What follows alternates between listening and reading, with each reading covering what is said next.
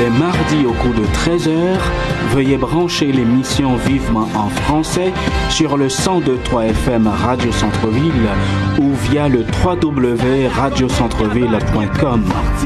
Depuis frontenac assiégé, bombardé, détruit ton mortier, mortifié, reconstruit, incendié. Vivement en français, l'émission qui conjugue savoir et manière de vivre en français. Madame, Messieurs, bonjour, bon début d'après-midi. Nous sommes le mardi 26 juin 2018. Vous écoutez le 102.3 FM Radio Centre-Ville, la radio communautaire multilingue de Montréal, émettant depuis 1975. C'est la 12e édition de Vivement français. Merci de nous écouter.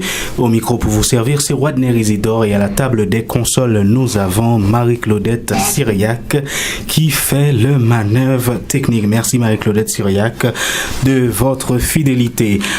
Eh bien, Madame, Messieurs, la pensée du jour, comme à chaque émission Vivement français, nous avons une pensée du jour et la pensée pour aujourd'hui, c'est au début tu auras l'air fou, mais le résultat leur fera changer d'avis. Celui qui te donne tort aujourd'hui te donnera raison demain. Donc, je reprends la pensée. Au début, tu auras l'air fou, mais le résultat leur fera changer d'avis, car celui qui te donne tort aujourd'hui te donnera raison demain. Donc, c'est une pensée de moi, c'est tiré de mon recueil de pensées positives à l'assaut du bonheur, le tome 2. Le mot du jour, c'est promptitude. Promptitude, manière d'agir, réaction d'une personne prompte, caractère de ce qui survient vite de façon anticipée ou qui se fait en peu de temps. On dit agir avec promptitude ou bien la promptitude d'une déclaration ou d'une réaction. Nous allons observer notre première pause. Je vais vous laisser avec Il y a danger, Jean Roosevelt. Il y a danger. Donc, il y a danger dans le monde, il y a danger dans notre planète. Nous avons tous une responsabilité face à cela. Donc, il y a danger, numéro 13, Jean Roosevelt. À bientôt.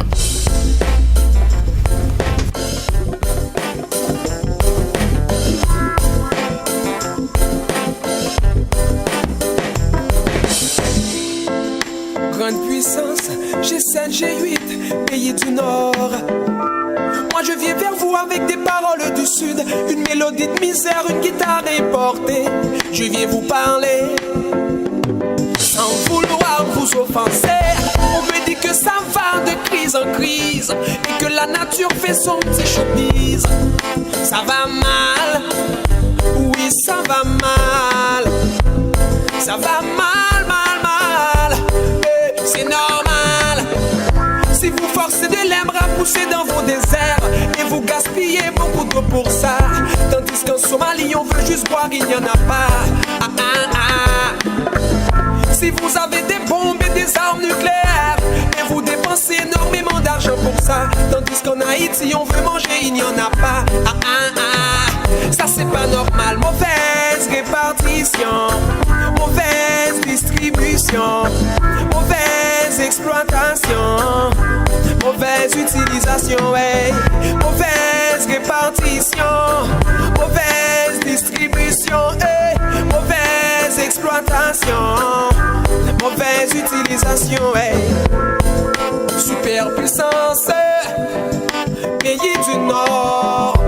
Moi je viens vers vous avec une réflexion du Sud et je suis fils d'esclaves venus d'Afrique. Mon père a sans doute travaillé pour vous aider à progresser.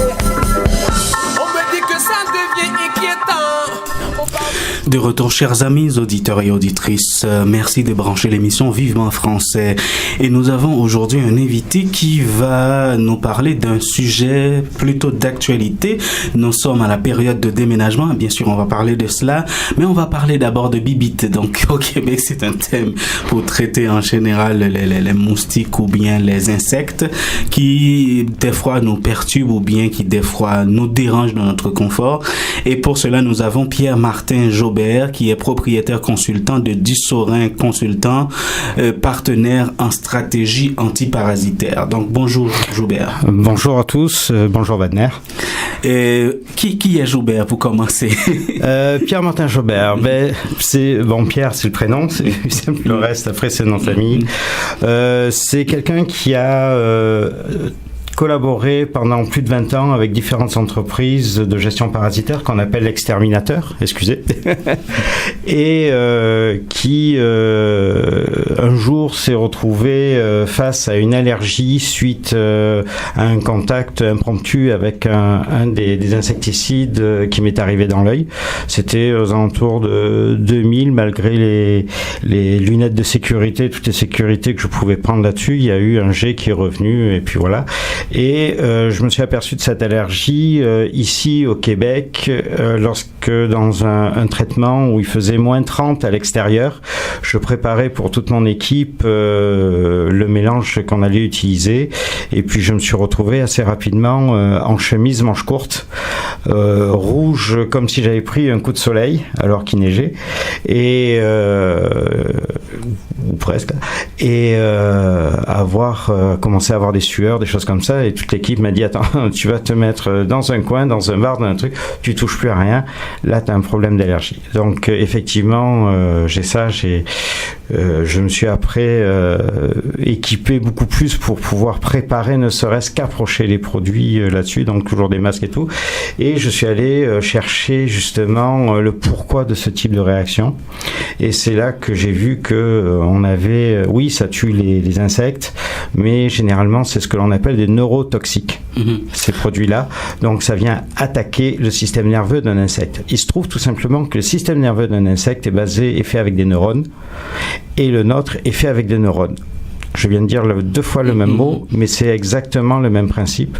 Donc, lorsque vous rentrez dans un immeuble, vous rentrez dans une maison, dans un restaurant, dans un truc, et puis que quelque part, il y a certaines personnes qui vont être qui vont réagir là-dessus, les yeux vont piquer, ça va peut-être un peu moucher, ou on va être mal à l'aise. C'est peut-être ça aussi, c'est parce qu'il y a quelqu'un qui est passé, qui a mis, et il y a des microparticules qui sont restées dans l'air, et ça joue. Alors, effectivement, c'est peut-être pas celui-là qui va nous faire réagir. Mais c'est un ensemble, c'est un ajout, comme on dit, c'est les petits ruisseaux qui font les grands fleuves. Alors, et Pierre, à ce moment-là, ça vient après. Pierre, dites-nous ce que vous faites, puisqu'on voit que vous êtes consultant, propriétaire, et on parle de stratégie antiparasitaire. Qu'est-ce que vous faites exactement? Alors, moi, je veux mettre tout ce qui est insecticide chimique en dehors de la maison. C'est pas les mettre... Donc pas à l'intérieur. Pas à l'intérieur, mais c'est même pas les mettre à l'extérieur là-dessus. C'est véritablement enlever l'utilisation ou indiquer qu'il y a d'autres solutions que l'utilisation de ce type de produit-là. En plus, on va parler de déménagement tout à l'heure, mais petite anecdote, pour la plupart des entreprises de gestion parasitaire, pour pouvoir éliminer les punaises de lit, n'ont accès qu'à un certain type de produits qui sont les péritrénoïdes. Et ce type-là de produit, les punaises réagissent de façon à se protéger. Elles font une résistance là-dessus qu'elles transmettent à leur progéniture. Donc en fait, ça sert à rien. On vient juste d'augmenter leur résistance en utilisant ça. Il y a bien d'autres solutions pour pouvoir les éliminer, et des solutions tout à fait naturelles, tout à fait saines. Et quand je disais mettre l'utilisation des pesticides en dehors de la maison, mais c'est en dehors de tout notre environnement, que ce soit à l'extérieur, que ce soit à l'intérieur. Alors Pierre, qu'entendez-vous par parasites? Parce que souvent... Parasites, c'est les fourmis, c'est les guêpes, c'est les punaises, c'est toutes les petites bibites, y compris les souris, les mulots, les moufettes, les marmottes, etc. Tous ceux qu'on ne veut pas forcément avoir aux alentours, y compris les écureuils là-dessus. C'est souvent avec elles rentrent souvent par accident ou par l'espace d'un petit trou, d'un petit espace. Et c'est en recherchant ces espaces-là qu'on va pouvoir trouver par où elles passent, qu'on va trouver aussi en regardant à l'extérieur. Je pensais à un dernier cas que j'ai traité récemment, un arbre qui avait l'air sain, il y avait des fourmis qui étaient à l'intérieur, qui étaient entre ses racines et qui rentraient directement dans la maison. Donc on a trouvé l'arbre, on a mis à l'intérieur des solutions qui sont tout à fait saines là-dessus, puisque je me suis basé de ce que les gens trouvent directement dans leur garde-manger pour pouvoir, ce sont des mélanges que je fais à base de ça et qui fonctionnent très bien et qui ont aucune nocivité pour nous et pour notre environnement. Est-ce que c'est ce qu'on appelle infestation? Tout dépend ce qu'on peut appeler infestation parce que ça a différents types de choses. Certaines personnes, voir une fourmi, c'est une infestation. D'autres personnes, voir 100 coquerelles ou 100 punaises, c'est pas encore une infestation. Donc, le mot infestation est vraiment... Et c'est à partir de quel moment qu'on peut parler d'infestation? Je veux dire, quand on commence à en voir tous les jours à peu près une dizaine, là, ne serait-ce que des fourmis, on peut commencer à avoir une petite infestation. Et comment ça peut arriver qu'on soit infesté de bibites? On a gagné un concours de malchance. C'est le voisin qui l'amène ou c'est nous qui... Alors, tout dépend en fait des insectes. Tout dépend des parasites là-dessus. Je vais pas simplement me baser au niveau des insectes, mais on va parler de parasites en général. Et dans ce terme-là, je vais mettre autant les souris, les mulots, les rats, et on en a aussi sur Montréal, les écureuils, etc. Tout ça peut devenir des parasites. Le parasite, c'est quelque chose qui n'a pas à être là, qui est très bien à l'extérieur parce que ça a son utilité, mais qui n'a pas à être à l'intérieur de chez nous. Comme je dis fréquemment, à l'extérieur c'est leur royaume, chez nous c'est home sweet home, ils n'ont pas à être là. C'est pas leur place. Non. Mais des fois ils partagent. Par contre, ils partagent nos vies malheureusement. Ils partagent nos vies. Par contre, il y en a une, et notamment les fourmis charpentières là-dessus. Oui, c'est un parasite. Oui, on va les considérer comme un parasite. Par contre, c'est aussi un indicateur de problèmes structurels. Parce que si elles sont là, c'est qu'il y a quelque chose dans la structure qui est endommagé, c'est-à-dire qu'il y a du bois qui est humidifié. S'il y a du bois qui est humidifié, c'est que quelque part il y a une jointure, il y a un caulking, pour dire le bon mot en français là-dessus, un joint qui s'est cassé, qui a une fissure, qui a quelque chose comme ça, et il y a de l'eau qui est rentrée, qui est venue humidifier le bois. Parce que contrairement à la termite, la fourmi ne mange pas le bois, elle ne peut pas digérer la cellulose. Par contre, elle va pouvoir creuser le bois mou, le bois tendre. Alors, Pierre, nous sommes à la période de déménagement, donc au Québec, il y a la fête des punaises dans quelques jours. Le 1er juillet, donc c'est presque, je ne sais pas la statistique, autrement dit les chiffres à cela, mais on constate que beaucoup de gens déménagent à cette période. Mais quelles sont les précautions à prendre? Alors, il y a plusieurs précautions là-dessus. Il y a les précautions de la part du propriétaire. Alors, je conseillerais à ce moment-là au propriétaire, avant que le locataire s'en aille, dans le mois précédent, dans la semaine précédente là-dessus, de faire une inspection par rapport aux punaises de lit, savoir si le locataire qui s'en va a essayé de s'en débarrasser, mais on n'en a pas informé le propriétaire. Donc, pour éviter de transmettre ça, de donner ce mauvais cadeau au futur locataire, et de faire une inspection très pointilleuse. Les inspections très pointilleuses, ça peut aller jusqu'à 98% d'efficacité de détection, alors que l'œil humain d'un très bon technicien en gestion parasitaire, un très bon exterminateur, en général, ça tourne à 15-20%. Donc, il y a des outils pour ça. Vous pouvez me contacter à ce moment-là pour que je vous conseille un certain nombre de choses pour pouvoir vérifier.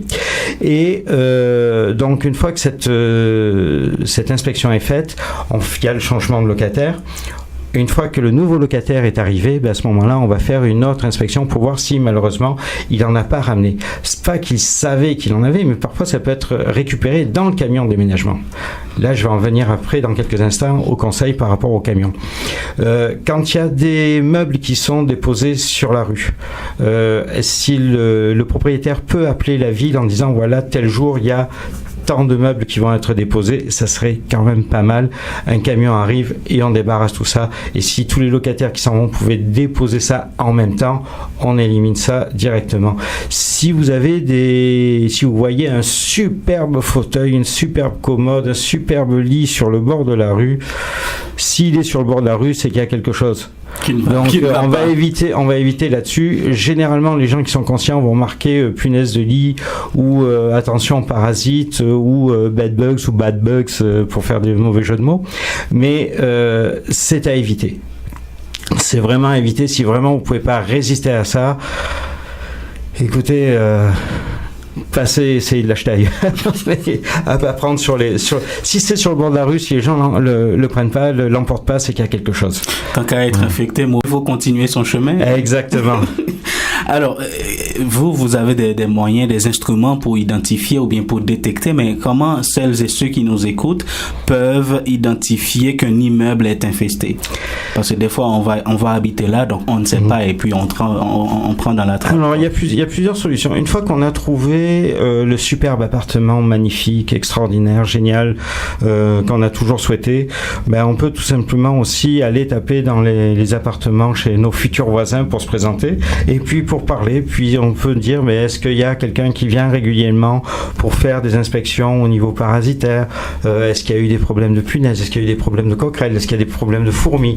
Est-ce que bon, puis si s'il n'y a pas forcément les personnes là, ils peuvent tout simplement aussi attendre qu'il y ait des gens qui rentrent dans l'immeuble pour leur poser la question, ou voir aussi le café qui est en face, le team, le Starbucks, le restaurant qui est en face, savoir si les gens voient régulièrement un véhicule d'entreprise de gestion parasitaire qui passe. Alors ça peut être juste une inspection, ça voudra dire que c'est de la prévention, c'est l'homme propriétaire qui est très consciencieux là-dessus, ou ça peut être des traitements, tout dépend le temps qu'on va passer à ce niveau-là. Donc, bien, on sait que les gens ne sont pas toujours ouverts à en parler, donc jusqu'à ce qu'ils poser simplement la question, est-ce qu'il y a un camion d'exterminateur qui passe régulièrement, ou est-ce qu'il y a quelque chose, est-ce que vous avez eu, est-ce qu'il y a des fourmis, est-ce qu'il y a eu un épisode, on sait très bien que ça peut arriver. J'ai eu le cas, moi, d'une personne qui a eu une coquerelle. Il arrivait du supermarché là-dessus et il a trouvé une coquerelle dans le carton de yogourt. Donc, heureusement qu'il s'en est aperçu, parce que tout simplement, ça aurait pu aller beaucoup plus loin.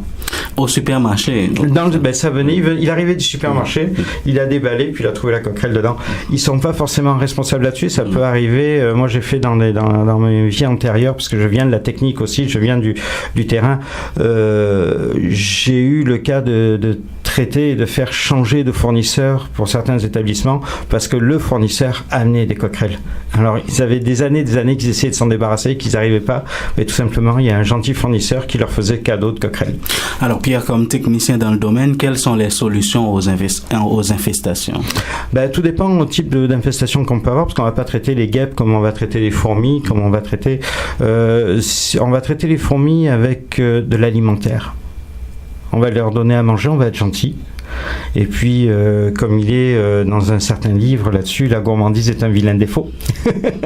Donc, ce qu'on va leur donner à manger, elles vont pas vraiment supporter, mais elles vont s'en apercevoir que par après. Et ce sont des choses que je conseille là-dessus, ce sont des mélanges à base de sucre glace, de pâte chocolatée, de fécule de maïs, puis d'autres choses là-dessus. Il y a certains pourcentages qui fonctionnent très bien dans ces mélanges-là, et franchement, il y a d'excellents résultats là-dessus.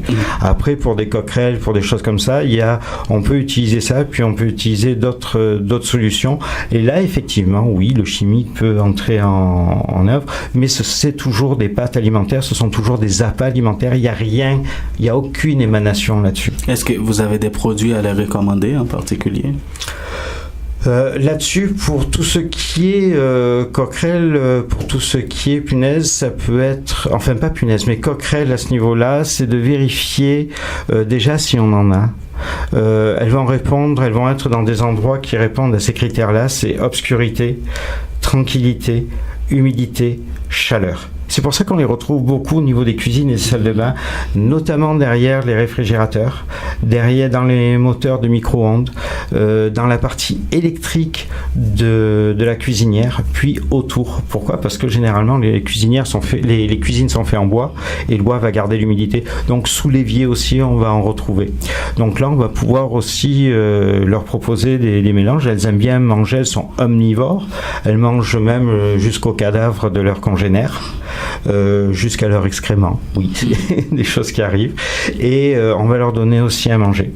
Donc il y a ces solutions-là, puis il y a des solutions qui sont aussi un peu comme les fourmis, type fabrication maison, et qui vont fonctionner aussi bien aussi.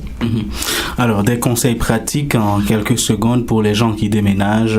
Alors, pour les conseils pratiques là-dessus, déjà, s'ils ont la possibilité de questionner l'entreprise qui va faire le déménagement, savoir quel type de précaution elle prend par rapport au camion, par rapport aux couvertures qu'elle propose. Donc, est-ce qu'elle passe les couvertures à la sécheuse, laveuse, sécheuse, et dans cet ordre-là? Pas laveuse, sécheuse, mais sécheuse, laveuse, sécheuse. Pourquoi? Parce que c'est la chaleur sèche, j'ai toujours un problème à dire ça, la chaleur sèche qui va tuer jusque les œufs. Le reste, là, un lavage... Et non pas l'eau chaude? C'est pas, non, mais si on fait à l'eau chaude, si on lave à l'eau chaude d'abord et puis qu'on sèche, il y a le risque de voir rétrécir le vêtement ou le linge là-dessus. Si on fait une sécheuse d'abord, 30 à 45 minutes, température maximum, puis qu'on lave à froid et qu'on sèche à température ambiante, on va pas avoir ce phénomène. Par contre, la chaleur sèche va vraiment tuer tout type de parasites. Donc reste à savoir si les compagnies vont répondre, voilà. Par contre, répondre sincèrement. Si la compagnie ne répond pas, aussi il y a des choses qui sont pas faites dans cet élément-là.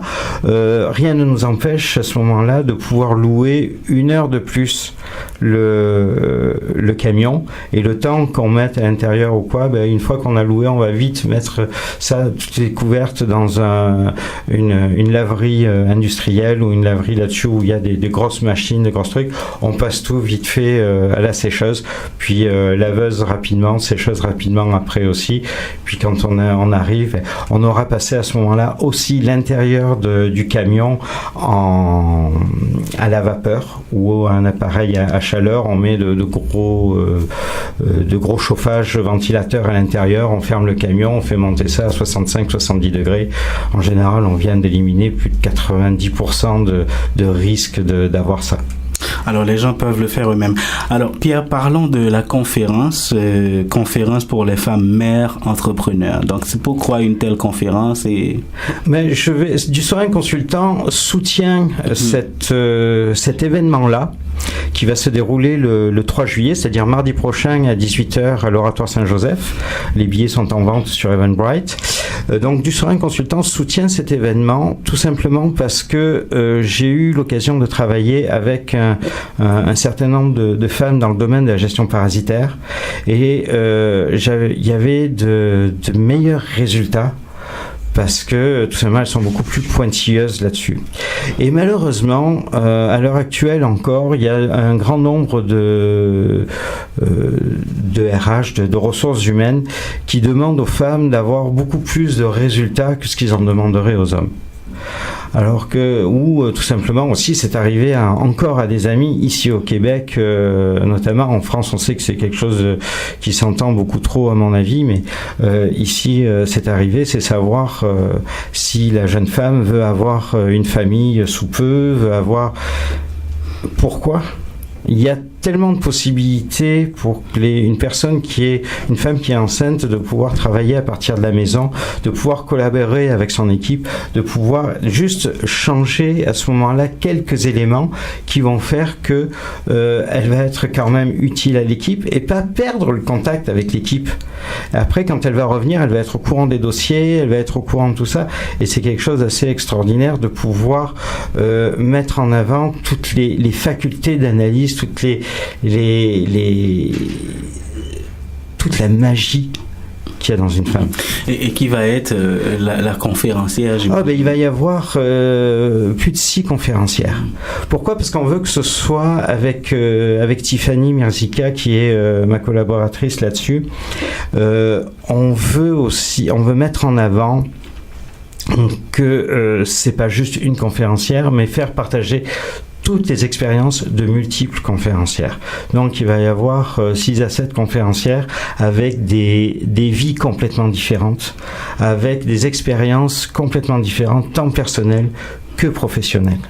Alors Pierre, nous allons faire la pause. S'il vous plaît, rappelez la date. C'est le 3 juillet. Il y a une admission. Oui, tout à fait. C'est le 3 juillet, mardi 3 juillet, mardi prochain, à l'Oratoire Saint-Joseph, à 18h.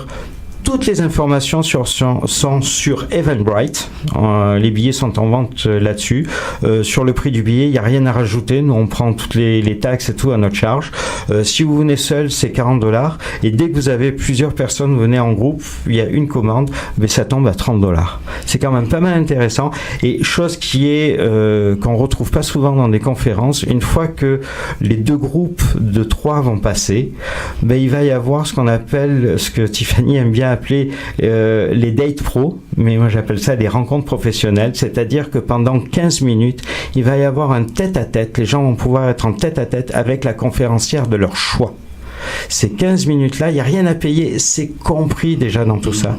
Et tout ce qui est, donc toutes les informations qu'elles vont pouvoir avoir et tout. Et pour les personnes qui n'auront pas pu avoir ce tête-à-tête-là pendant ces 15 minutes, elles l'auront, mais par la suite, par Skype, par téléphone et tout. Et ce sont surtout les femmes qui sont invitées ? Tout, femmes, hommes, parce que le jour où les femmes auront la vie beaucoup plus facile dans notre société, je vous laisse imaginer la vie qu'auront les hommes. Alors, merci Pierre. Sur cette note, nous allons prendre une pause et l'on vous revient. Donc, au retour de la pause, nous aurons un autre invité. Ça va être Mackenzie Deterrière qui va nous parler de JCI. Donc, merci de nous écouter. À tout à l'heure. Merci à tous. Bonne journée. Tandis que la faim et des épidémies tuent des gens sur terre, c'est pas normal. Mauvaise répartition, mauvaise distribution et mauvaise exploitation, mauvaise utilisation et mauvaise répartition, mauvaise distribution et mauvaise exploitation, mauvaise utilisation et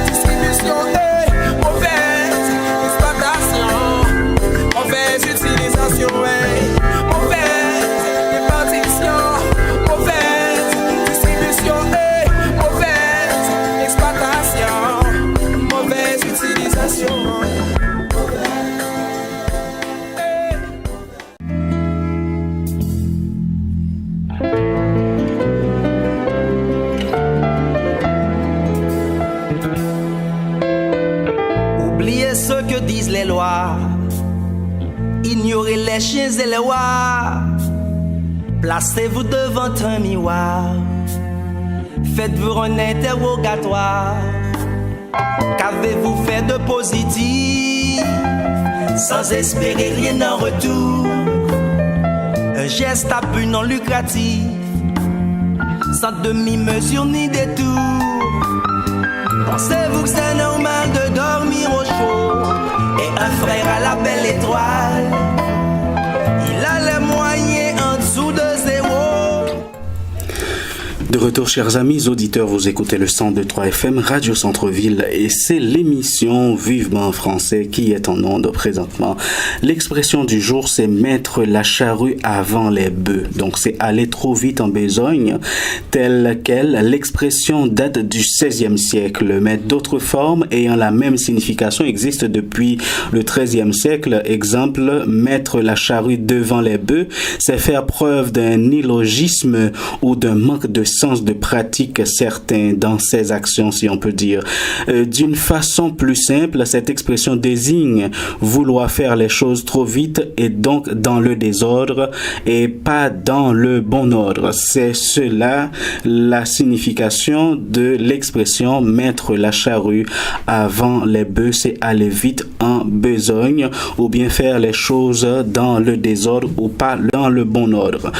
La notion du jour, c'est la nuance entre aller et partir. Donc, lorsqu'on dit aller, c'est mouvoir, se déplacer ou se rendre dans un lieu en sachant quand on retourne ou au point de départ, bien sûr. On dit aller à l'école, au travail, à l'église ou à une réunion. Mais lorsqu'on dit partir, c'est quitter un lieu pour un autre, pour ne plus y retourner ou bien sans savoir quand on y retourne.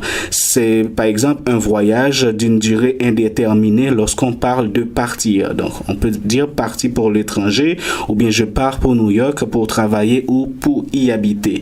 Alors c'est là la différence entre aller et partir. Aller, donc quand on sait, quand on retourne, et partir pour ne plus y retourner ou bien lorsqu'on ne sait pas quand on y retourne. Donc c'est là la différence entre aller et partir. Nous continuons notre émission, chers amis auditeurs, et nous avons pour invité ou pour deuxième invité Mackenzie Deterrière, qui est président du JCI Montréal, Jeune Chambre Internationale, et qui va nous parler de cette organisation. Bonjour Mackenzie.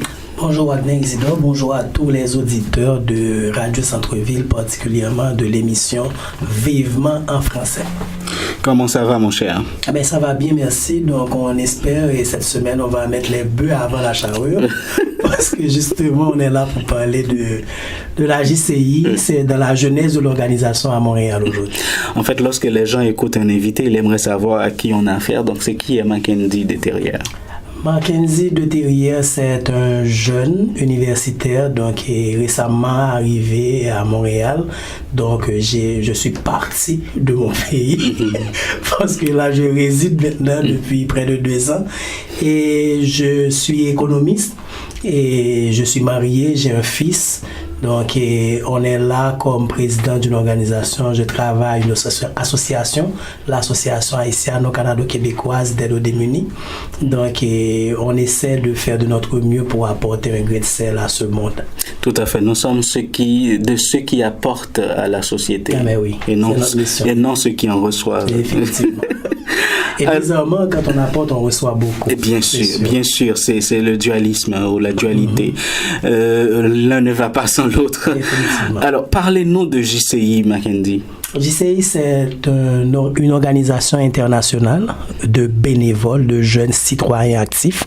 On se veut être le plus grand réseau de jeunes citoyens actifs à travers le monde. Donc, JCI a été créé il y a cela 103 ans par un jeune, Henry Gissenberg. En 1915. Exactement. Donc, c'est à Missouri. Et depuis là, le siège mondial de JCI se trouve à Missouri, aux États-Unis. Et cela a pris de l'ampleur. Et après 100 ans, on est à plus de 112 pays et plus de 5000 communautés. Communautés, ce sont les villes qui ont accueilli JCI. Donc, actuellement, JCI compte plus de 200 000 membres et est présent, comme je vous l'ai dit, dans 5000 communautés. Et l'histoire au Canada a commencé avec Winnipeg. Winnipeg, après Missouri, c'est la deuxième organisation locale à travers le monde. Donc, Winnipeg a été récompensé 10 ans de cela par JCI pour être la plus ancienne communauté à recevoir JCI. Mais récemment, JCI a été décoré par l'ONU l'année dernière comme le plus grand ou bien le meilleur réseau de jeunes qui crée des changements positifs. Donc, quelque part, le but de la JCI a été atteint ou bien a été reconnu par l'ONU. Donc, la Jeune Chambre aussi, c'est l'une des rares institutions à travers le monde qui est autorisée à porter le logo de l'ONU à l'intérieur de son propre logo. Et comme de fait, tous les ans, en juillet, on organise avec les Nations Unies ce qu'on appelle le sommet du partenariat global. Parce que la JCI s'est engagée aux côtés des Nations Unies à réduire la pauvreté, réduire la faim et combattre pour l'égalité, l'équité de genre et aussi l'accès à la santé à tout le monde. Donc, nous étions engagés de 2000 à 2015 sur les OMD et de 2015 à 2030, nous sommes positionnés sur les 8 sur 17 ODD qu'il y a à travers le monde. Donc, c'est l'un des partenaires des Nations Unies et comme de fait, beaucoup de représentants à travers le monde étaient des anciens membres de la JCI, comme Nelson Mandela, Bill Clinton, Kofi Annan, donc pour ne citer que cela. Et qu'est-ce qui diffère la JCI des autres organisations internationales comme le Scout, comme Toastmasters ou d'autres encore, ou comme Rotary International? Disons, tout ce que vous venez de citer ont pour objectif de mobiliser les jeunes vers des actions positives. Mais la JCI, on l'appelle Jeune Chambre Internationale. Et la première différence, c'est que nous prenons des jeunes de 18 à 40 ans. Donc, des jeunes de 18 à 40 ans qu'on les encourage vers l'entrepreneuriat. Mais un entrepreneuriat pas affaires, mais social. L'entrepreneuriat qui vise à regarder la communauté, l'environnement physique et humain et pousser le monde à changer de comportement. Donc, en fait, JCI est aussi une organisation particulière parce que à la JCI, les jeunes ont l'opportunité de devenir des leaders. JCI, c'est One Year to Lead. On est en français, bon, après, vivement français, c'est un an pour diriger, disons-le. Donc, ce qui veut dire, je suis président cette année, d'ici 31 décembre, je dois passer le flambeau à un autre, et il y aura un autre comité, et c'est comme ça tous les ans. Et c'est à travers des élections? À travers des élections des assemblées générales, parce qu'on a 3 assemblées générales par année, en janvier, en mai, pour évaluer la mi-année, et en septembre, pour évaluer l'année et transmettre le flambeau. Donc, on a une convention nationale qui réunit tous les membres de la JCI dans un pays. Au Canada, cette année, cela aura lieu à Toronto, donc au chute du Niagara. Donc, j'invite vraiment le monde à participer. Donc, où les 16 organisations locales de la JCI Canada seront présentes. À part l'âge, quels sont les critères pour devenir membre de la JCI? On a aussi des frais de cotisation et que les membres puissent payer et aussi participer dans ce qu'on appelle un projet. À la JCI, c'est le changement par l'action. Dès qu'on est membre, on fait partie d'un projet. Un projet qui va aboutir à une certaine action dans la communauté. Par exemple, cette année, on a 2 ou 3 grands projets. Particulièrement au Canada, c'est l'oratoire. Et aussi le 15 septembre, c'est un projet mondial où 150 pays à travers le monde vont se mobiliser le jour du nettoyage de la Terre, le World Cleanup Day. On a une application comme ça sur Google Play. Donc, vous téléchargez le World Cleanup Day, jour de nettoyage de la Terre. Et cela consiste à prendre les photos des déchets que vous ramassez et que le 15, on va faire le décompte. Les statistiques vont dire voilà combien de déchets que le monde, que JCI a contribué au monde de ramasser en une journée. Donc, cela peut aider dans les statistiques à créer un impact. Parce que vous savez, parmi les milliards de déchets plastiques qu'on a dans le monde, seulement 20% sont incinérés ou ramassés ou recyclés.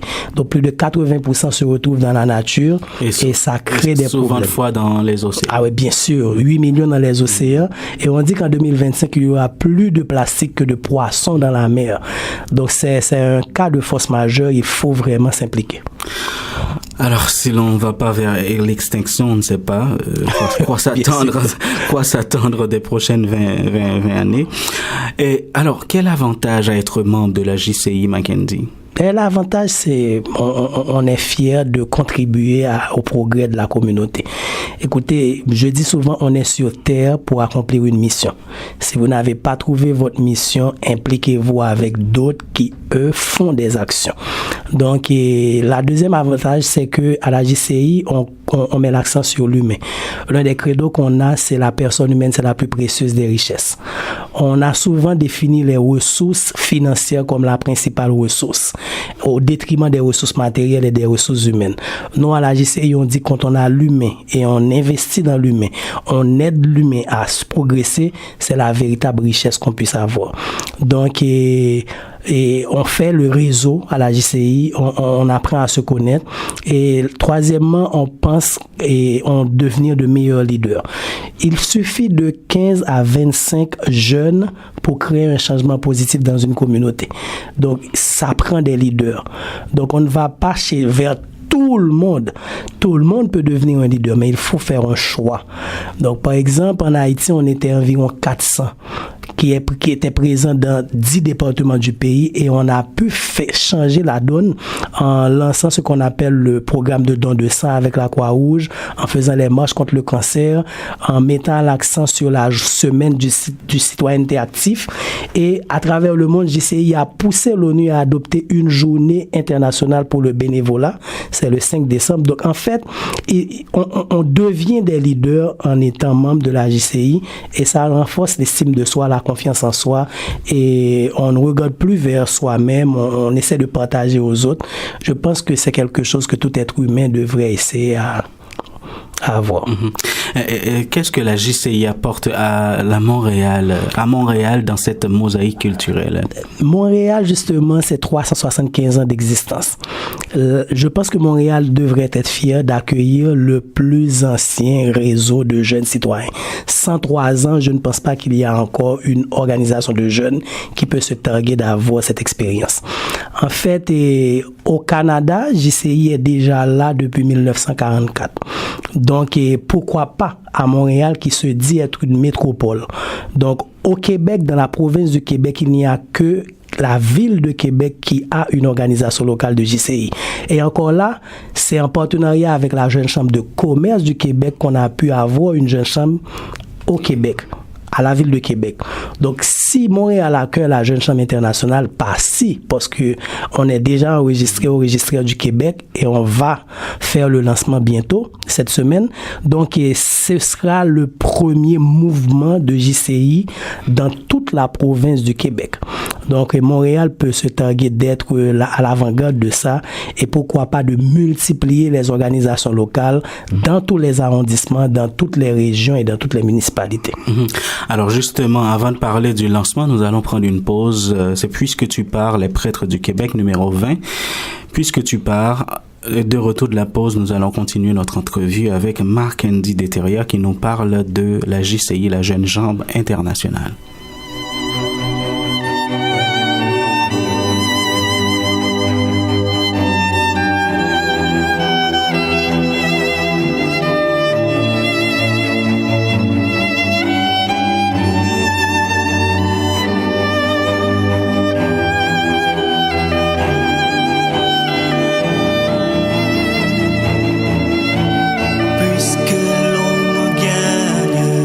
Puisqu'il n'est pas de montagne au-delà des vents plus hautes que les marches de l'oubli.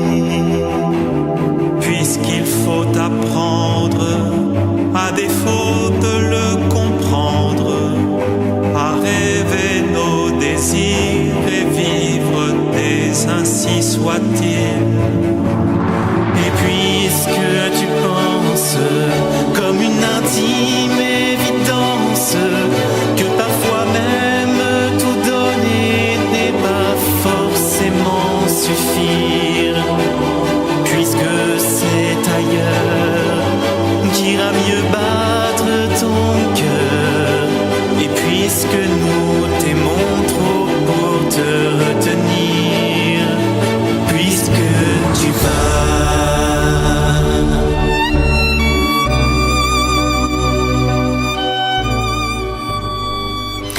De retour, chers auditeurs, vous écoutez le 102.3 FM Radio Centre-Ville et c'est l'émission Vivement Français qui est en onde. Nous recevons Marc-Andy Deteria, notre deuxième invité du jour qui nous parle de la JCI, la Jeune Chambre internationale. Alors, Marc-Andy, quelles sont les perspectives de la JCI à Montréal?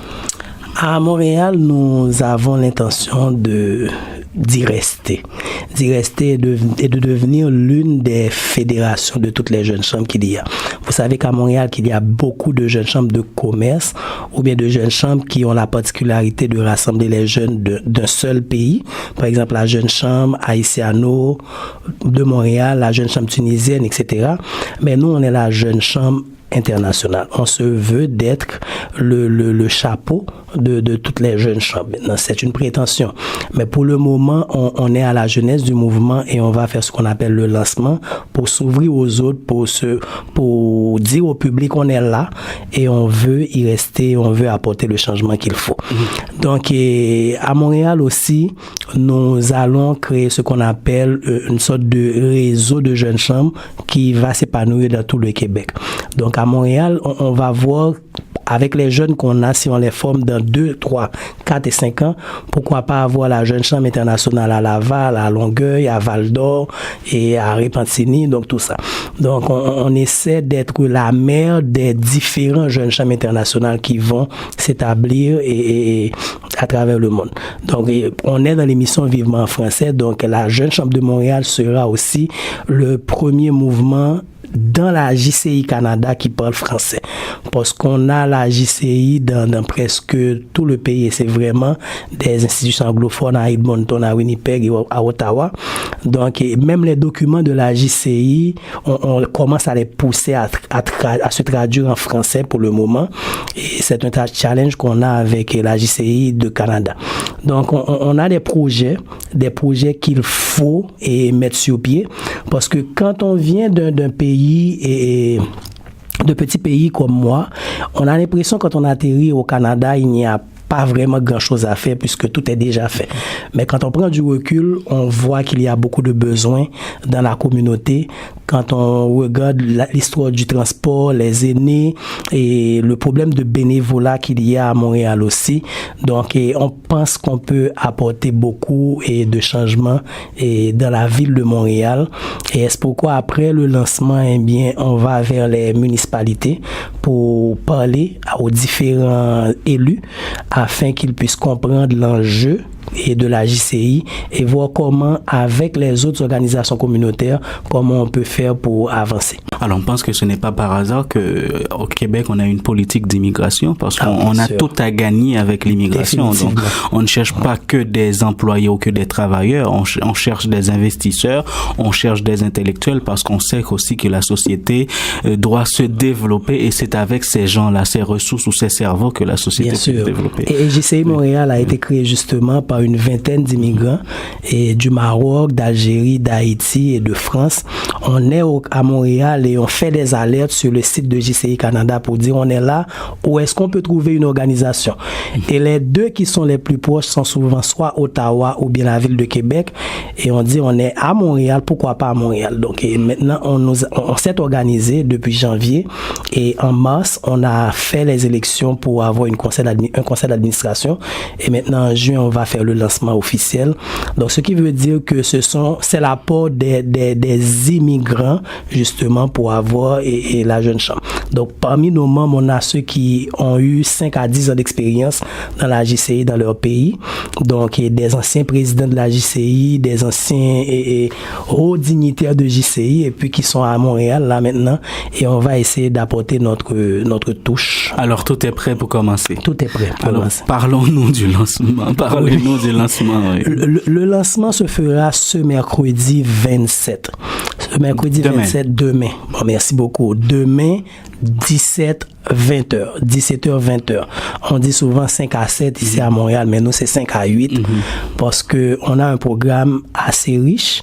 On va recevoir environ 4 intervenants, 4 speakers mondiaux. Et en fait, il y a monsieur Mohamed qui nous vient de JCI Liban, qui est déjà dans nos murs depuis ce samedi. Madame Yvette Yende-Achiri, qui est la vice-présidente nationale de JCI Canada, qui nous vient d'Ottawa, et monsieur Roger Pichette qui nous arrive de la ville de Québec, qui est un entrepreneur à la Chambre de commerce du Québec. Et il y a aussi madame Bina Tinga, qui est la présidente de l'association pour les maladies d'anémie falciforme, qui va nous parler aussi. Donc ces 4 intervenants vont intervenir dans 4 domaines, ce qu'on appelle les domaines d'opportunité de la jeune chambre. Parce qu'à la jeune chambre, on encourage des jeunes, on leur dit que vous avez l'opportunité soit de grandir au niveau international. Donc monsieur Mohamed va parler de l'opportunité au niveau international parce que JCI c'est un réseau mondial. OK, on a un congrès mondial tous les ans. Canada a reçu JCI à travers le monde en 2016, novembre 2016. Le congrès mondial a eu lieu ici. Et cette année, le congrès mondial va avoir lieu en Inde. Donc, ce qui fait que on peut développer notre leadership à travers le monde grâce à la JCI. Donc, il y a madame Yvette qui va parler du développement personnel, individuel quand on fait partie de la JCI.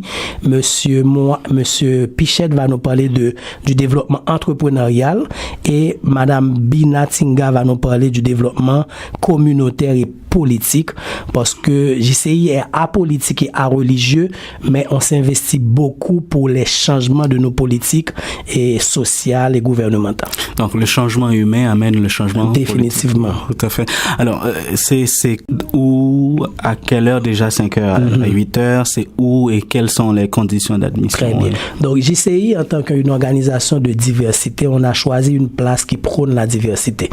Il y a une place ici à Montréal qui s'appelle Montréal Cowork. C'est toute une étage qui réunit des entrepreneurs à travers Montréal qui ont besoin d'un local et puis ils ont la capacité de louer un local. Parce que le problème ici à Montréal, c'est de trouver un local pour développer les affaires. Donc nous, on a fait affaire avec Montréal Cowork. Donc c'est ça notre siège social. Donc c'est au 4388 rue Saint-Denis. Donc si vous êtes à pied, c'est la sortie du métro Mont-Royal à 3 minutes et c'est le 4388 rue Saint-Denis, 17h, on accueille tout le monde. L'entrée est gratuite parce que c'est un moment où on veut recevoir tout le monde et ils ont un auditorium qui peut accueillir près de 200 à 500 personnes selon le public. Mais nous, on ne veut pas mettre la charrue avant les bœufs. L'objectif qu'on aimerait atteindre, c'est environ une centaine de personnes. Et donc, on attend les jeunes universitaires, les jeunes qui s'intéressent au développement communautaire et on a invité aussi certains dignitaires de la ville et certains membres qui s'impliquent dans la communauté aussi et pour venir partager ce moment avec nous et pourquoi pas on invite tous les jeunes qui sont intéressés à s'inscrire dans la Jeune Chambre internationale de Montréal. Donc, c'est comme ça qu'on va grandir. Parlant de ça, est-ce qu'il y a des rendez-vous hebdomadaires? Est-ce qu'il y a une cotisation pour devenir membre? Pour devenir membre, on n'a qu'à aller sur le site de JCI, c'est www.jci.cc et on cherche le réseau Canada, puis Montréal et on va cliquer sur devenir membre. Donc, il y a des frais de cotisation à payer justement, mais la personne peut s'inscrire et à l'interne après la formation et on lui parle des cotisations à payer parce que c'est des trucs internes, vous comprenez? Mais demain, et c'est gratuit, on fait le lancement, on invite les médias, la presse, on invite les journaux, la presse écrite, télévisée, parlée, on invite aussi les jeunes, c'est un moment de réseautage, c'est un moment de partage, on va partager ce qu'on connaît de la JCI. On va partager des vidéos de JCI Ottawa, de JCI Belgique, JCI France et on va essayer de demander à ces orateurs de nous parler de ce que ça donne de nous impliquer dans la communauté. Mackenzie, nous n'avons pas beaucoup de temps. Est-ce que vous avez des coordonnées à communiquer aux auditeurs? Normalement, on invite les membres à aller sur notre page Facebook, c'est JCI Montréal, aussi simple que ça, ou bien à communiquer avec nous à travers notre site aussi, www.jci.cc, ou encore à nous appeler au 438-889-2183. Sinon, on les attend mercredi demain à partir de 5h au 4388 rue Saint-Denis, local de Montréal Cowork. Merci Mackenzie pour votre participation à l'émission. Tout de suite, les annonces. Alors, c'est avec beaucoup de tristesse que nous annonçons le décès de Paul Gérin-Lajoie, l'un des pionniers de la Révolution tranquille, le premier ministre de l'Éducation au Québec et à qui nous devons le système éducatif québécois. Nous saluons le départ de ce grand homme qui a marqué toute une société et qui sait des générations par son action et plusieurs pays en bénéficient encore tels que le Mali, Haïti, le Sénégal, le Maroc, etc. Nos sympathies vont à l'endroit de la famille et aux proches de Paul Gérin-Lajoie qui est parti. Malheureusement, il nous a dévancé et paix à son âme. Toute la période estivale, je vous rappelle, chers auditeurs et auditrices, est dédiée ou est consacrée aux jeunes du primaire, secondaire et collégial. Ils auront l'occasion de faire connaissance avec le milieu radiophonique et de s'exprimer en partageant leurs expériences scolaires, leurs passions dans la vie et leurs perspectives ou leurs projets. Donc, pour que vos jeunes puissent participer à l'émission, vous pouvez m'appeler au 438-878-3220 ou m'écrire à vivement en français à commercial gmail.com. N'oubliez pas que la campagne de financement de Radio Centre-Ville se poursuit. Vous pouvez faire un don en ligne ou bien expédier votre chèque au 5212 boulevard Saint-Laurent, Montréal. C'est ici que je vous laisse, chers amis auditeurs. Merci d'avoir été à l'écoute. Je vous donne rendez-vous pour la semaine prochaine pour une émission vivement en français. Merci Marie-Claudette Syriac pour les manœuvres techniques et au micro pour vous servir Wadner Isidore. Bye bye.